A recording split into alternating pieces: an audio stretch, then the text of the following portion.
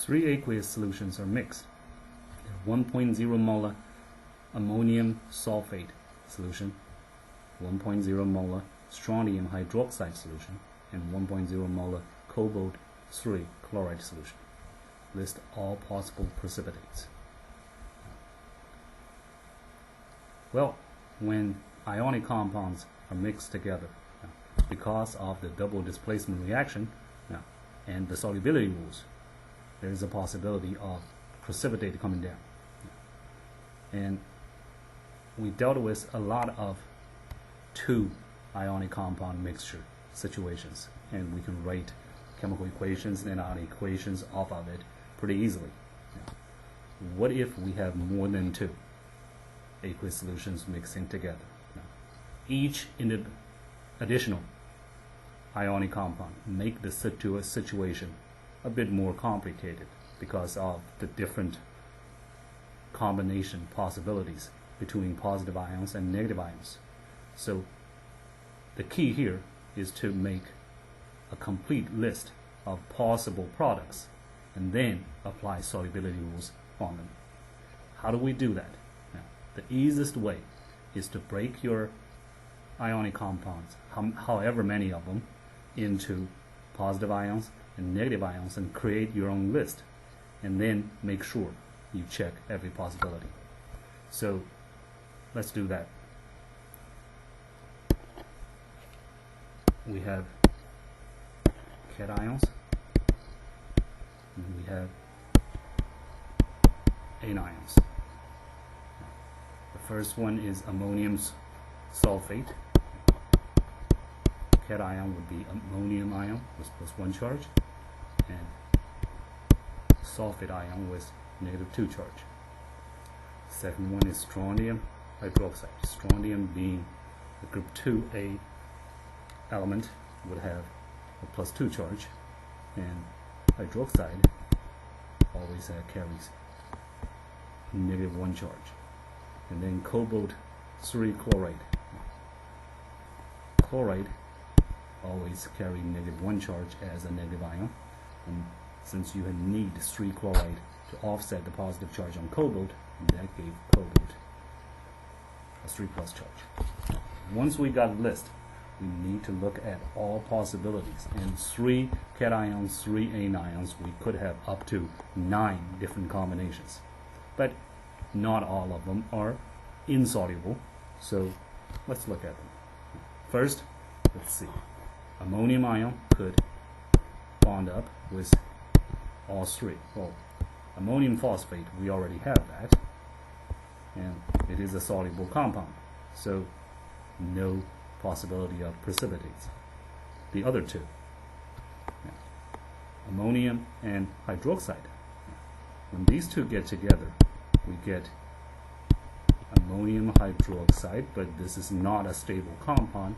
It's going to break down to ammonia gas and water molecule. We do have a chemical reaction, but there's no precipitate. Ammonia is a gas, which you can smell, and water is a liquid, so no precipitate. And for any other ion that combine with ammonium, thinking about our solubility rules, now rule number 1 says ammonium ion, when it makes ionic compounds, it's all soluble, so no precipitate, no precipitate.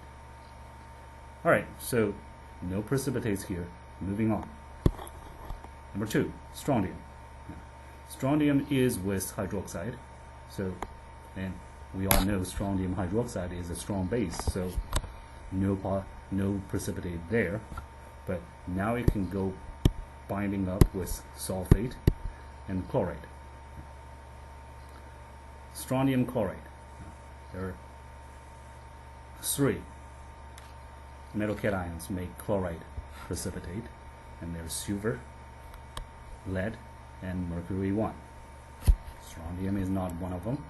Strontium chloride won't be a precipitate, but the sulfates, 6 ions, make sulfate insoluble. Silver, lead, mercury, as we mentioned earlier, and then calcium, strontium, and barium. So now we got our precipitate number 1. Strontium sulfate. +2 charge and -2 charge match perfectly, 1-on-1. No need of subscripts. Alright, now the last one. Cobalt. Cobalt was with chloride, so no precipitate there, but it can get together with sulfate, and it can also get together with hydroxide. We just talked about what makes sulfate precipitate, and cobalt is certainly not one of those ions, 6 ions. So no precipitates there, but when it get together with hydroxide, hydroxide is a highly precipitable or insoluble ion, unless it combines with a group 1 or group 2 metal cation to make strong bases. In pretty much all other situations, metal cation makes hydroxide precipitates. They're insoluble. So cobalt is going to be one of those. Cobalt and hydroxide, and because of the 3+ and the 1 -1, we would need 3 hydroxide to offset the +3 charge on cobalt. So in this case, we look at all possibility, and only 2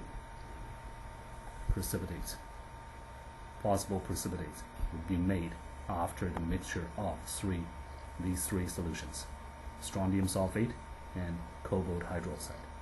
And that is our answer to this problem.